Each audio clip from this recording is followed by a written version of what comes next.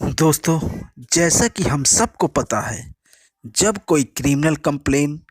Court में पेश होती है, जैसा कि 498 ए को ही मान लेते हैं। जब पत्नी के द्वारा कोई क्रिमिनल कंप्लेन मजिस्ट्रेट की कोर्ट में दाखिल होती है, उसके बाद 200 और 202 का बयान दर्ज होने के बाद अगर मजिस्ट्रेट की न्यायालय द्वारा सम्मन जारी कर दिया जाता है पति और उसके घर वालों को, तो उस सम्मन जारी करने के आर्डर के खिलाफ हाई कोर्ट में 482 सीआरपीसी के तहत उसको चैलेंज किया जा सकता है। उस सम्मनी आदेश को रद्द कराने के लिए जाया जा सकता है। तो एक सवाल जो लगातार हम लोगों के मन में उठता है कि क्या इसी तरीके से अगर घरेलू हिंसा की कंप्लेन पत्नी के द्वारा मजिस्ट्रेट कोर्ट में फाइल कर दी गई है, मजिस्ट्रेट की न्यायालय के द्वारा पति और उसके घर वालों के खिलाफ नोटिस जारी कर दिया गया है, तो क्या घरेलू हिंसा की कार्यवाही को भी रद्द कराने के लिए 482 सीआरपीसी में हाई कोर्ट में जाया जा सकता है। तो लीगल इंफॉर्मेशन के इस भाग में इसी के संबंध में हम बात करने जा रहे हैं, तो बने रहिए अंत तक ताकि सारी जानकारी आपके ठीक से समझ में आ सके। दोस्तों, अभी अगस्त 2022 में एक मामला मद्रास हाई कोर्ट में पहुंचता है सिंगल बेंच के सामने,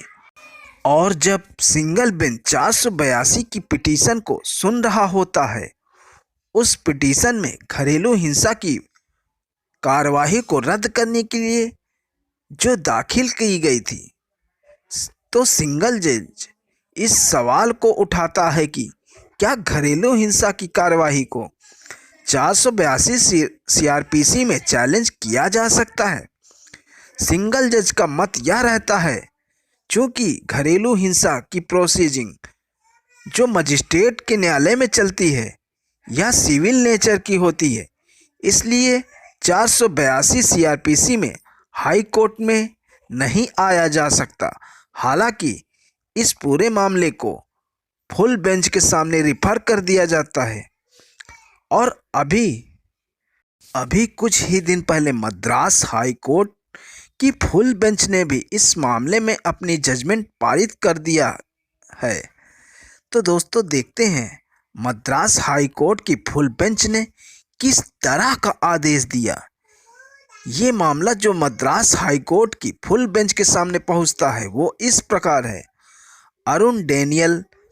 वर्सेस गन्या आदर्श, CRL नंबर 31852/2022। इस मामले में फुल बेंच की न्यायमूर्तियों के द्वारा पूरा फैक्ट देखने के बाद मुख्य रूप से 2 सवाल थे उनके सामने, जिन पर डिस्कस होना था कि क्या घरेलू हिंसा की कार्रवाई को 482 में चुनौती दी जा सकती है, और दूसरा सवाल यह था कि जब पहले से ही सेशन कोर्ट में मजिस्ट्रेट कोर्ट के किसी भी आर्डर के खिलाफ अपील किए जाने का प्रावधान मौजूद है, तो ऐसी स्थिति में क्या घरेलू हिंसा केस फाइल होने के बाद हाई कोर्ट में आया जा सकता है, या अपील के आर्डर के खिलाफ आया जा सकता है। इन दोनों इशू पर फुल बेंच की न्यायमूर्तियों के द्वारा डिटेल में डिस्कस किया जाता है। ये भी डिस्कस किया जाता है कि क्योंकि ये मामला सिविल नेचर से संबंधित है, इसकी जो कार्रवाई होती है डोमेस्टिक वायलेंस की, जो मजिस्ट्रेट के कोर्ट में चलती है, वो सिविल प्रकृति की होती है,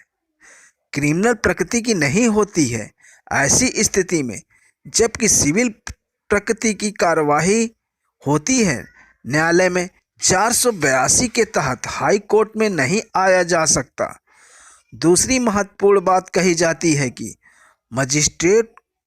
के किसी भी आर्डर के खिलाफ सेशन कोर्ट में अपील दाखिल की जाती है। धारा 29 घरेलू हिंसा के तहत उस अपील में जो आर्डर होता है उसको 482 सीआरपीसी में नहीं चैलेंज किया जा सकता। लिहाजा जो सिंगल बेंच का जो मत था कि इसमें 227 अनुच्छेद के तहत हाई कोर्ट में आना चाहिए, ना कि 482 सीआरपीसी के तहत, सिंगल जज के इस आदेश को बरकरार रखा जाता है। इसी दौरान एक डिवीजन जज के निर्णय की भी चर्चा की जाती है। जो डिवीजन जज का निर्णय था, मद्रास हाई कोर्ट की ही डिवीजन बेंच का निर्णय था, वह सुप्रीम कोर्ट के निर्णय के अनुरूप नहीं है। और फाइनली मद्रास हाई कोर्ट की फुल बेंच के द्वारा घरेलू हिंसा के खिलाफ धारा 12 के तहत जो कार्रवाई दाखिल की जाती है उसके खिलाफ हाई कोर्ट में 482 सीआरपीसी में चैलेंज नहीं किया जा सकता, बल्कि संविधान के अनुच्छेद 227 के तहत चैलेंज किया जा सकता है। यह एक महत्वपूर्ण गाइडलाइन जारी की जाती है मद्रास हाई कोर्ट के द्वारा। तो दोस्तों, यह जानकारी आपको अच्छी लगी हो तो वीडियो को लाइक करें और अगर चैनल पर नए हैं तो चैनल को सब्सक्राइब करें।